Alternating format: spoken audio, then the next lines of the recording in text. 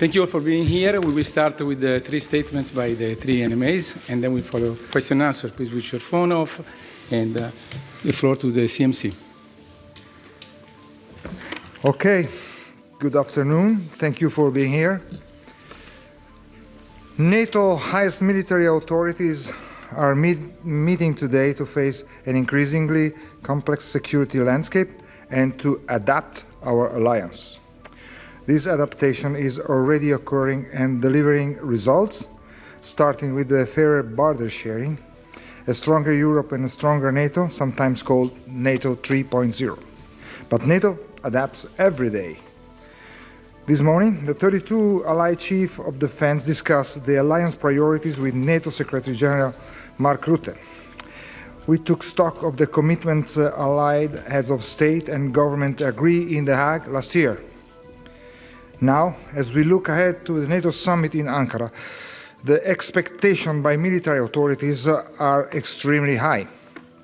Turn all those pledges into tangible results with faster delivery in order to achieve higher readiness and stronger deterrence.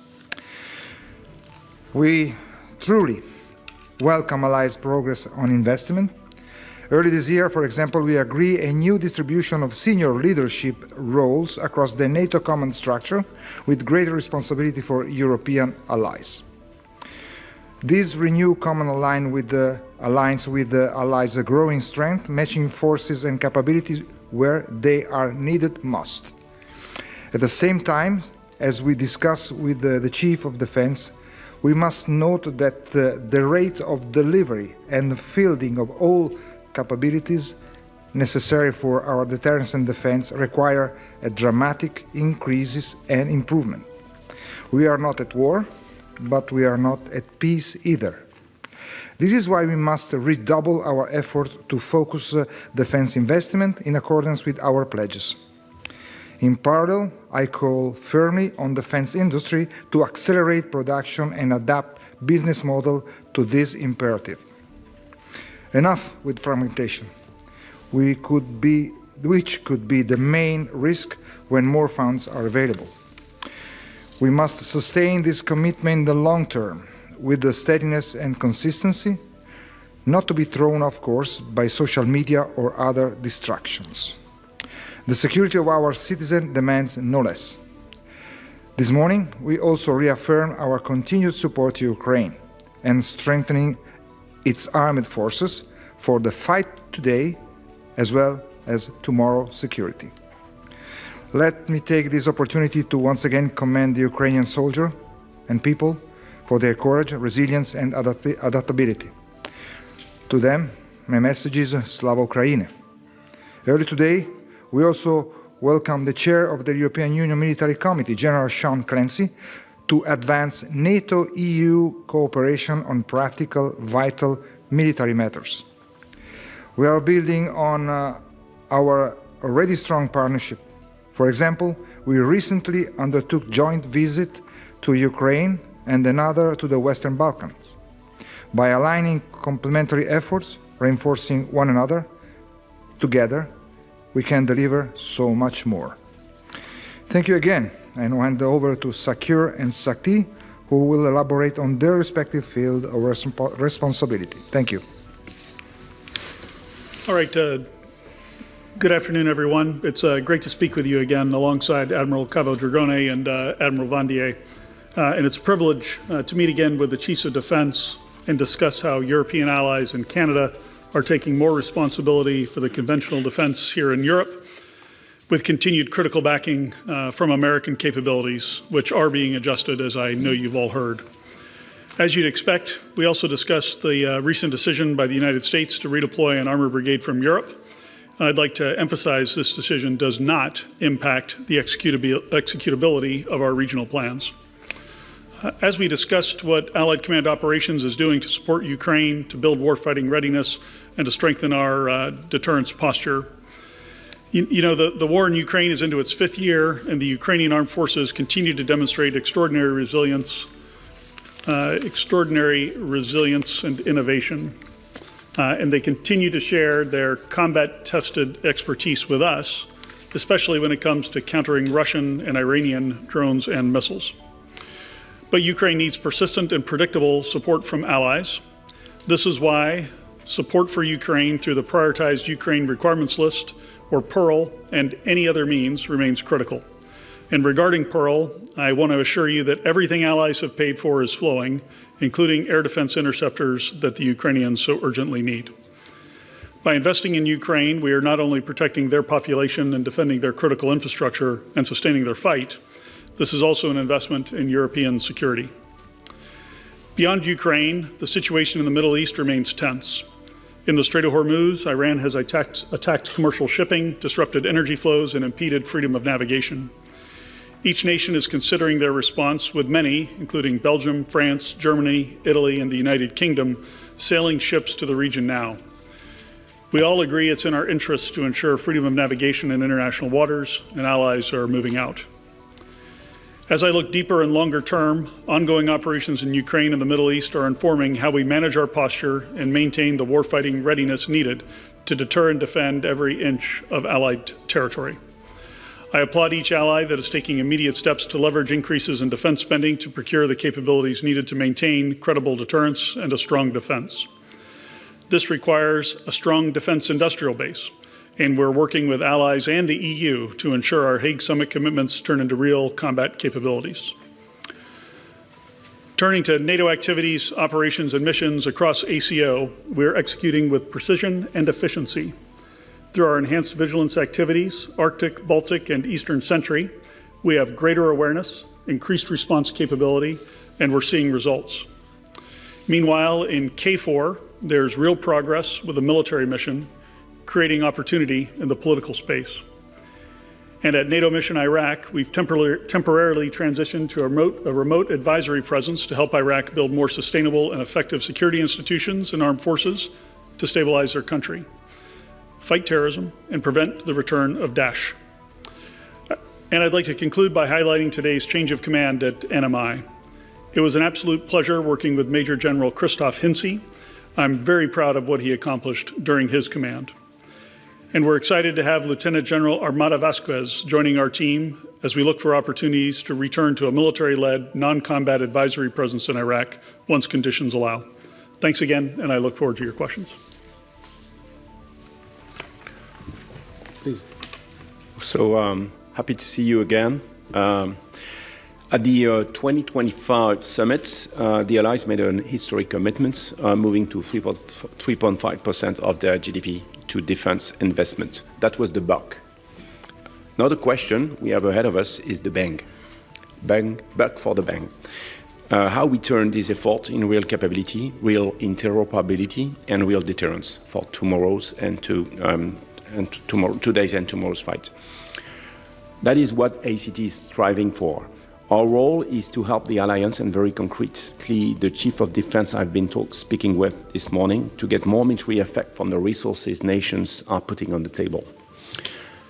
We need not to forget that the enemy has a vote. Russia and its allies have adapted. Others are watching and learning. Ukraine and the Middle East shows us that war is now shaped by speed, mass, software, drones, electronic warfare, space and data, areas where we have a lot to do. So yes, we need more missiles, more shells, more air defense, more high-end capabilities, more stockpiles. These are essential, but they will not be sufficient on their own. More of the same is necessary, but more of the same will not be enough from far. If we want mass and speed, we need to know how we can build fast, produce at scale, adapt quickly, and still deliver real operational effect. And we need to identify which part of our industrial base can actually deliver it. NATO 3.0 doesn't exist without Defense Industry 3.0. This is where ACT brings value. ACT is the de-risking and the acceleration machine for the Chief of Defense and Nations and NATO enterprise. With LCIX, you heard about, on counter-US, on Task Force 6 in the maritime domain, we bring nations, operators, and industry together around real operational problems. We test what works, what can scale, and how it becomes an interoperable capability. Force lethality enhancement program we discussed sometime with you, where we also show that legacy platforms are not obsolete. The decisive question is the force mix, how we can combine ships, aircraft, tanks and the high-end system with robotics, drones, sensors, software, and new effectors to increase lethality and better protect our soldiers. But capability is not enough. We also need forces able to adapt. That means harder, more realistic training. It means cloud, data, and AI architectures that allow nations to share information, connect systems, decide faster, and remain resilient when communications are degraded. The point is not innovation theater. The point is delivery. From bug to the bang, more capability, more interoperability, more resilience, and therefore more deterrence. That is what ACT is built to deliver. Okay, thank you all. And please, for the record, state your name and your outlet. The lady in white, first row. Thank you very much. I'm Lily Bayer from Reuters. I have a question for SACEUR. There's been some confusion over the past days, so I was wondering if you could clarify for us how many troops will the U.S. pull from Europe? Where will they be pulled from specifically? Will there be more announcements? And how much does this hurt or impact the implementation of the regional plans? Thank you. Hey, thanks, Emily. In accordance with President Trump's announcement, it'll be 5,000 troops coming out of Europe. As I mentioned in my opening comments, a fair number of those come from the Armored Brigade Combat Team that is returning. And the U.S. has also already announced that the previously planned deployment of a long-range fires battalion will be curtailed and will not start occurring. There's some other additional minor elements that'll be shifting as well. The planning is still ongoing for what those are for another several hundred troops. And so we can talk about that a little bit later, but the total number is 5,000. On your question of, how does it impact us? Since the rotational brigade that is returning now without replacement showed up in 2022, a lot has happened in the alliance. First off, the Baltic allies and the Poles and many others have really built up their ground combat power. So there's substantially more capability in the ground domain than there was previously. I'd also highlight the multinational brigade that we have in Latvia, led by Canada, fully operational on the ground and highly effective. And then the Germans continue to build out a brigade in Lithuania. So again, this is as allies build up their capability, the United States is able to pull capability back and use it for other global priorities. So I'm very comfortable with where we are. We'll continue to work on the plan in both of my hats as Commander EUCOM on the U.S. side and across the alliance as SACEUR to ensure we've got the right coverage in the right places to maintain deterrence. Thank you. Terry, the lady in pink jacket, first. Yes. So many pinks jacket. Hi, Terry Schultz. I'm with Deutsche Welle today. I have a question for SACT.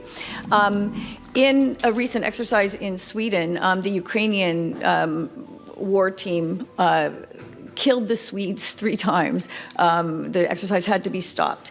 What does this tell us about where we are, and in particular, especially on AI and high-tech methods on the battlefield? I mean, could you address both of those things? And I'm not sure if that's exactly why Sweden got killed 3 times, but could you talk about how AI has changed the way that NATO needs to look at the battlefield, because the Ukrainians are and thus the Russians are far ahead? So given to Ukraine experience, we are turning training not on a fairy tale, but something that is more realistic, and where we use training to make the system change. So as I said, I think the nations are late in adopting some drones, adopting AI. And so today, with the experience of the Red Team, which is given by the Ukrainians through JADEC, we are raising the level of the exercises.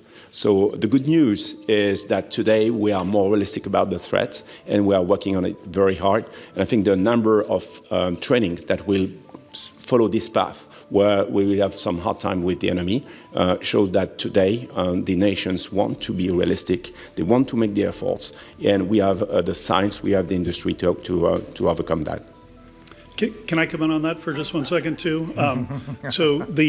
We've had a number of these exercises where we've done this training with highly qualified opposition forces, sometimes provided by Ukraine, sometimes by others. We often focus on the beginning of the exercise, where we're learning a lot, and when you learn lessons, you're being removed from the battlefield, if you will. By the end of the exercise, by say the end of a week out in the field facing that OPFOR, you should see our young soldiers from across the alliance and the rapid increase in their knowledge and their ability to fight back in this environment. So I just want you to know, while we often focus on that initial result, this training is having real results in terms of the capability and understanding of the modern battlefield for our troops. So it's something we're going to continue to do. So AI is coming in the alliance. ACO is running a Maven smart system, and we are buying computing to make that faster and more relevant. ECT is experimenting Copilot at the enterprise level for the start work. We have an AI champion, which is a French guy today. France will propose an AI COE next summer. So things are going on. And back to the training, we've launched with ACO a program which name is Audacious Training, where all the NATO training now is run with AI process to go faster, to give more free play, and so to make more relevant trainings. Yes, gentleman in second row, please. Hi, Victor Jack from Politico. Thanks for the press conference. My question is for SACEUR. Do you expect any future redeployments, US redeployments from Europe in the weeks to come? And are you in talks with allies about replacing some of the capabilities and the troops which have been announced so far? Thank you. Yeah, on the second part of your question, absolutely. In constant contact with allies, I had a session today with the Baltic III and Poland to go over what some of the options were and how we might array capabilities on the eastern flank. So absolutely constant contact with allies and constantly looking at what the threat is and what do we need to adjust or do we need to adjust. On the question of future redeployments, look, I will not get ahead of any political leadership in the United States. I will just say that the deployments that we have so far are all that's been announced. It's all that I'm expecting in the near term. But, over the longer term, we absolutely should expect additional deployments as Europe continues to build capability and capacity and step up to provide more of the conventional defense of Europe. Okay, the ladies with the red sweater and the brown jacket, last row. Last row. Thank you. Maria Aroni from Athens News Agency and Open TV Greece. I have a question for CMC and also for SACT or SACEUR if you wish to comment.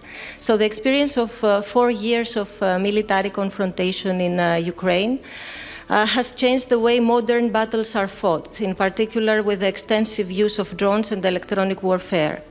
What are the lessons learned for the Alliance from this experience? And speaking of drones, I would also like to hear your views on a serious incident which took place last week when a rogue maritime surface drone of Ukrainian origin, loaded with explosives, was recovered by the Greek authorities. It was found by fishermen in a cave near the shore of a very touristic Greek island in the Ionian Sea. So my question is, if NATO is willing and also in a position to tackle such a new type of unorthodox warfare that seriously endangers the safety of navigation in maritime zones such as East Mediterranean. Thank you. Okay. We'll share the question with the SACT as far as lesson learned, drones, and so on. For the first part, what the Alliance learned from that? I mean, drones just are kind of revolutionary issue on the battlefield. They are not they will not be the only weapon. They will be maybe the most prominent and also influencing all the battle space probably. They will be probably in this and the next in future could be the very first one in getting involved in the confrontation. What we basically learn is that they just shrink dramatically time. Among all the killing cycle, it's just a matter of maybe minutes or even less, seconds. When they detect, they track, they analyze and discover what is it. They shoot. They got information, battle damage assessment, and then fill information to the next operation. That's a matter of seconds, and that's happening with artificial intelligence and drones. That's the big issue. Time is just becoming very, very shrink. On the other side, unorthodox warfare. Well, we can call it unconventional or unorthodox, but it's I think that that's typical of confrontations. And that's typical when, let's say, a smaller country is facing a bigger one. They have to exploit all the. I'm not justifying anybody, but I'm just thinking in their shoes. I would try to get the most from what I have, and of course there are sovereignty, there are all these kind of problems that we let the politics deal with it. But as far as unorthodox or unconventional warfare, I'm expecting that from a smaller nation that is trying to survive, that has been attacked. So any kind of a solution is good if you are achieving the result. Then probably you have to justify your behavior. But from the military point of view, they are trying to get the most from the field, and that's basically what I think that I would do in their shoes.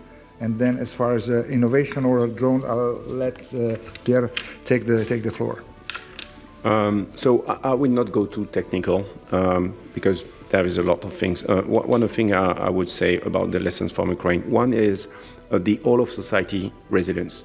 We need to think about that. During 3 decades, we thought that the war was something far from our borders, made by some fighters overseas. Today, we see that Ukraine experience shows that to be resilient, you need to have a strong collaboration between military instrumental power and civilian one. The example of power grid, of communication grid, transport grid, medical support, that is a common endeavor. Second question, the industry is a part of the warfighting system. We've seen a ramp up of the Ukrainian industry in a dimension that now makes them building something for the West. They have been creating all an industry which is very agile. On the Ukrainian drones, you have a QR code. The soldier can give the report of how his drone is functioning to the headquarters of the company, and they can update the software in a matter of weeks or even days. Today, Ukraine is enabled, the soldier is enabled on his own mobile phone by a suite of applications that is giving me all the tools he needs, as you have in your life today. And so the adaptation is maybe the most important lesson. How we have a system that's been very static, where the definition of programs was taking 3-4 years and then 4 years to deliver, to a system where we can adapt in a night. And that is why it's so important to be data-centric, software-centric, that enables that. So it's a big shift for the industry today to come from a platform mindset to a data mindset, whatever the platform is. And so it's what we've seen in Ukraine. Let me just, as far as orthodox or unorthodox, well, we are facing, power who is targeting civilian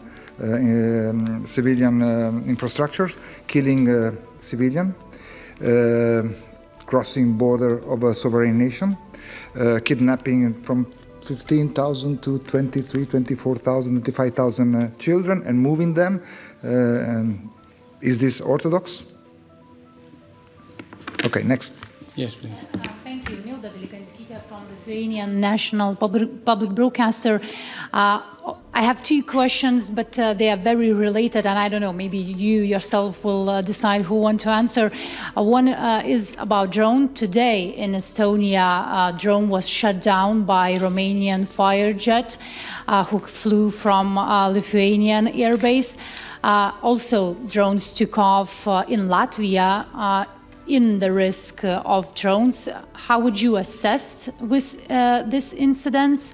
And other question, which is related with drones, we hear Russia accusing and threatening the Baltic states, saying that Lithuania, Latvia, Estonia are giving their territory, their airspace for Ukraine to attack Russia. And today, specifically for Latvia, there was a threat claiming that Latvia let Ukrainian troops to come to their territory and to attack Russia from Latvia. And Russia said that because of that, they could attack Latvia also. So could we say that it is point-blank threat to NATO alliance, to NATO country, or how we should take this Russia's threat? Thank you. I'll take the first swing at that, and then if CMC would like to weigh in. First, in terms of the drone the drone incident today where the Romanians shot it down, that's exactly how our defense design is supposed to work. The authorities are delegated down to the lowest tactical level so that we can defend every inch of alliance territory when there's an incursion like that. So I'm extremely proud. We're still assessing the situation, but it looks at initial glance like everything worked, and we've got great integration with all of the Baltic air defense capabilities that are there, and with our air policing mission as we make a transition to air defense over the coming months in terms of our mindset and our plans. So that's kind of part one. And second, with your comment on the Russian threats, look, it's a standard Russian trope, right? They constantly say that NATO is doing something in an offensive manner, but we all know, you can read the treaty, NATO is a defensive alliance. We are not a threat to Russia, and they know we're not a threat to Russia. If they thought we were a threat to Russia, they wouldn't have emptied the Leningrad military district to go and invade Ukraine. So I just offer that at face value of, it's so obviously incorrect that there's any threat whatsoever. Last thing I'll say is, if we were allowing drones to go through Baltic airspace in order to get to Russia, we wouldn't be shooting them down. Thanks. Okay. Yes. First of all, black shirt. Andrea Polishano from Bloomberg News. SACEUR, I have a question for you. You mentioned that you all agree that in the interest of the alliance to secure freedom of navigation through the Strait of Hormuz, focusing on the coalition of the willing and the bilateral commitments that have been made. But could you tell us under which conditions NATO would consider participating, and if so, with which assets? Thank you. Yeah, thanks for the question. The conditions under which NATO would consider operating in the Strait of Hormuz are ultimately a political decision. But I'll just give you a couple of thoughts from myself as an alliance officer. Iran fired ballistic missiles into my AOR, into SACEUR's AOR, multiple times during Epic Fury. So we've had kinetic events coming into the AOR from Iran. The stoppage of the flow that Iran has caused through the Strait of Hormuz is affecting all of our economies in a very negative way, and affecting our economies affects our military industrial capacity over the long term. We know that Iran and Russia are doing technology transfer and sharing lessons. We know that the increased price of energy and some of the shortage that we've read about in the news could have a military impact. So there's a number of impacts here from the lack of freedom of navigation in the Strait of Hormuz right now. I think that's all up for discussion at the political level as to what do those trip and when would we politically decide to move forward. Thanks. The lady in the red shirt, third row. Thank you, Valentina Vasilyeva, TVP, Polish Media, Вот так. I have a question about Spanish idea to create European army. Last week, Spanish Minister of Foreign Affairs suggested that. What do you think about this idea, especially that it's coming from Spain? And in general, can you imagine that Europe can create common European army without NATO? Thank you. I'll take it. This is my mantra. No, I think there is kind of misunderstanding. We need to start from two basic points. First, single set of army. Second, sovereignty. We, the alliance, the nations, they just have one army, every nations. Okay. So that's the one, and they are force providers. So they will provide SACEUR for what he needs to fulfill his mission, depending on the mission. So we cannot think about an European army. It's an oxymoron or a nonsense, because NATO doesn't have an army. And also the single nation keep the sovereignty of their armies. So, I mean, they are the one who decide what to do it. And, I mean, they are providing us, NATO, as a force provider, with what we need. We have to see, I mean, the European Union as the European pillar of NATO. But again, they will be using, in case they will do a kind of activity, military activity, they will use the same set of armies that NATO has. So that's why we need to speak about, I mean, European column, pillar of the NATO. That's basically it. Of course, we should stick with the idea that we just said, that, I mean, European Union has some characteristics which are complementary to the NATO. I mean, NATO has a strong chain of command, operational orientation plans, and on and on. So the operational side of the house. On the other side, European Union has a great capability in providing financing, in a great leverage on industry that we don't have. Basically, they have rules, regulation, and so that's basically it. We are complementary by design, and we should stick with this, just to avoid duplication, waste of money, time, and energies. Okay, we have a small clarification from the yes. Oh, okay. Oh. Okay. Okay. You want to go? Okay. A point of clarification, sir. I don't want to put words in your mouth, but when you were talking about allies stepping up, you had said you would use the word deployment of U.S. troops. I believe what you meant to say was redeployment of U.S. troops. Yes, absolutely. Okay. Yes, Andrew. Yes. So just to try and clarify this, thanks, just to follow up on that. So just to be clear, you had originally said, we should absolutely expect additional deployments as Europe continues to build capability and capacity and step up. So what you're actually saying is redeployments? And if you could just clarify why that should be expected, and if you can say anything about the kind of time frame, how long that might happen over. Yeah, yes, redeployment, so that was a misspeak, apologies. I guess one can dream, but no. This is resident in the U.S. National Defense Strategy, and it's resident in the concept that some have called NATO 3.0, as CMC mentioned. And so what we're basically saying is, as the European pillar of the alliance gets stronger, this allows the U.S. to reduce its presence in Europe and limit itself to providing only those critical capabilities that allies cannot yet provide. And so we should expect there to be a redeployment of U.S. forces over time as allies build their capacity. As for the exact timeline, I mean, it's going to vary broadly across a number of different capabilities as nations meet their Hague spending commitments and meet their capability targets. So I can't really give you an exact timeline. It's going to be an ongoing process for several years. We have time, two more last questions. One here, please. Thanks a lot, Max Delaney, AFP. Just following up on a couple of issues. The Strait of Hormuz, you said that it's a political decision ultimately if NATO get involved, but are you already planning for a possible NATO role in the Strait of Hormuz if you're asked by the political leadership?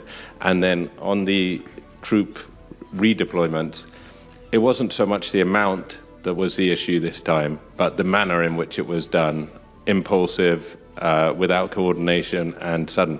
Is that the way to do it? And can you guarantee that in future Europe will be better informed and better able to prepare for these announcements? Yeah, so first on your question on planning, for SACEUR to undertake any formal military planning requires a council planning directive that gives me guidance from the North Atlantic Council. So the political direction comes first, and then the formal planning happens after that. Am I thinking about it? Absolutely. But there's no planning yet until the political decision is taken. Second, in terms of your comment, look, we've talked about this with the chiefs of defense today, and I would tell you that every chief of defense in there acknowledged that this type of adjustment was something that they knew should be expected. The exact timing was unknown, but when it did happen and when it was ordered, we were quickly able to talk to our allies and let them know what was going on and why it was happening. So, there was coordination. There was an expectation that this would happen, and we're going to stay well synchronized with our allies moving forward. Thank you. One last more question. Last row, please. The lady with the jacket.